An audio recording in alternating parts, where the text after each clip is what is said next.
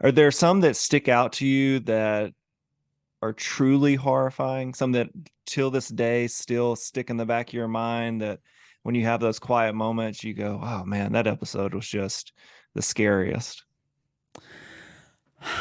The scariest. Well, there was one that happened relatively recently, I'll share with you.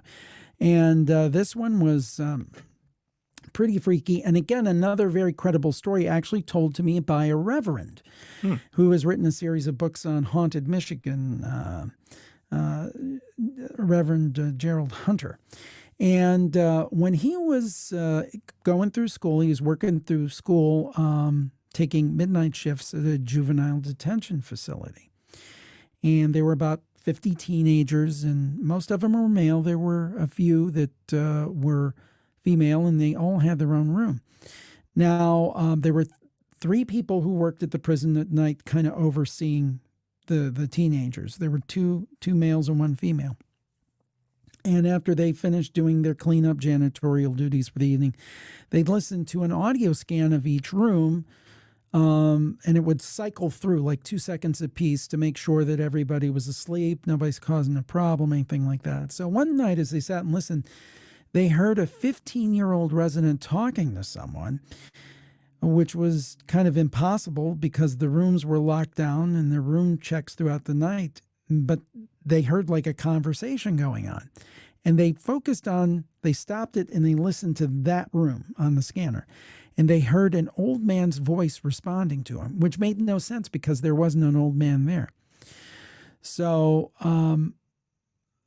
Gerald's friend, Ronnie, feared nothing, but he didn't want to go check on it because he was kind of freaked out. Yeah. But Gerald said, no, let's go check. They went and they listened outside the door, and the old man's voice was urging this young boy to do something criminal.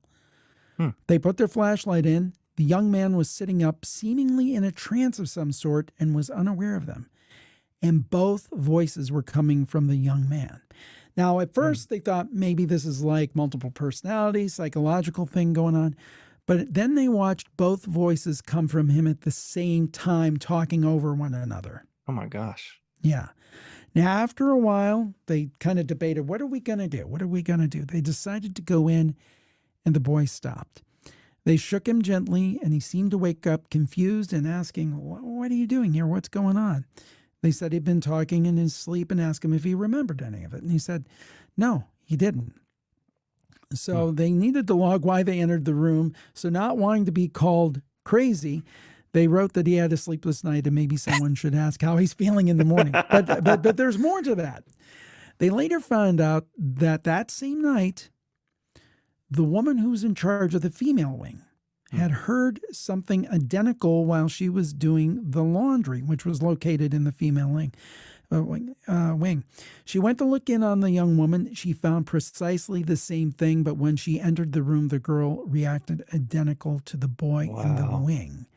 And they all kept it to themselves. She wrote a similar note in her log. It never happened again, but all three employees dreaded those checks from there on out because it might happen again. And the Reverend thinks that maybe there was a supernatural force trying to tempt those young people into doing bad things. Yeah. So that was a recent creepy one that we had.